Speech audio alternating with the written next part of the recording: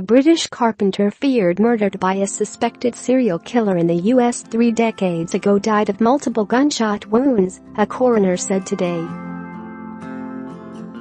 Stephen Skane moved from his home in Frome, Somerset, to Wyoming in 1981 after falling in love with a girl he then married. But his skull was found in undergrowth in Utah in 1984 after the 26-year-old had been classed as a missing person. 2 detectives came out of retirement to investigate unsolved crimes and claimed Mr. Skane was one of up to 8 people killed by Tracy Petroselli. The pair, Dean Carr and Mike Wilkinson, found evidence Mr. Skane's credit card had been on notorious killer Petroselli when he was arrested. Police think Petroselli went on a killing spree after murdering his fiancée outside a Seattle restaurant. Petroselli, now 66, later shot dead used car salesman James Wilson during a test drive of a car and is still in jail for 2 murders after spending 35 years on death row. But receipts showed Petroselli had been using Mr. Skane's credit card as he traveled throughout the western U.S. Mr. Skane's skull and collarbone were returned to the UK and an inquest to allow them to be buried is being held by coroner Tony Williams in Taunton this week.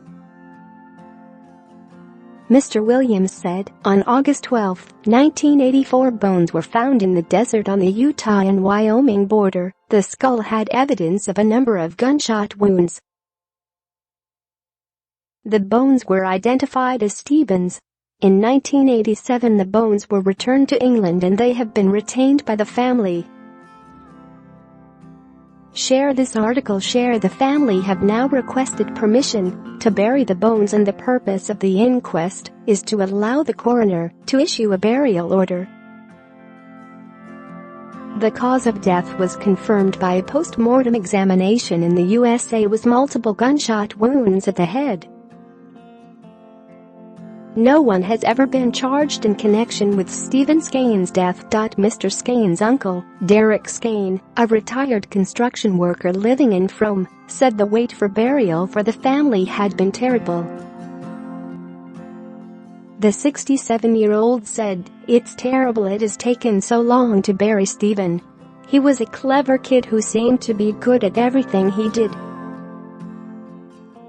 He fell in love with a girl and went out to America to be with her, but then he married someone else.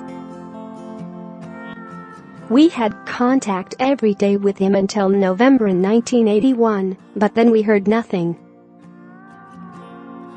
We were later told he was shot. It is time we are allowed to lay Stephen to rest."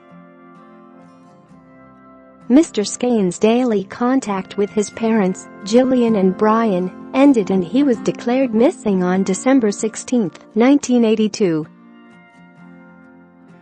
On August 12, 1984, his skull and collarbone were discovered by hikers in a national forest park in Utah, 32 miles from the town of Evanston in neighboring state Wyoming. Mr. Carr and Mr. Wilkinson later began digging into the mystery of the Christmas Meadows skull shortly after they joined the Summit County Sheriff's Office as volunteers. They say they were astounded that no one had ever looked at the scraps of paper found in the stolen car Petroselli was driving when he was arrested in 1982 in Vegas. The pair say if they had, they would have immediately connected him to 4 other murders.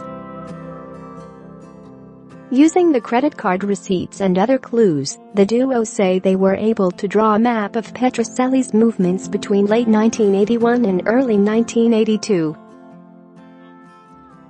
What they documented was a 6-month killing spree that began in Seattle, moved to San Bernardino, California, through Las Vegas to Evanston. It then went to Wyoming, where Mr. Skane was killed before his body was dumped in Summit County, then on to Colorado and back to Nevada where Petroselli was arrested. Mr. Carr said it is believed Mr. Skane ended up working at a garage in Wyoming. He said, "I believe that Petroselli and Mr. Skane worked at the same truck stop or gas station together in Wyoming. They found Mr. Skane's ID on Petroselli, but could never quite tie him to the murder. I'm surprised the inquest is just happening now. It was all so long ago. I sincerely hope some more light is shed on the case." Mr. Carr added, "It wasn't until 2004 that we were able to piece all this stuff together. The sergeant came in my office, dropped a big box on the desk, and asked us if we would start looking into some of the cold cases. We believe he drove down into Utah, down into the Christmas Meadows area, and dumped the body. At the time he was arrested, he had all of his victims' identifications in various forms on him. That's what disappoints me the most about the law enforcement agencies back then.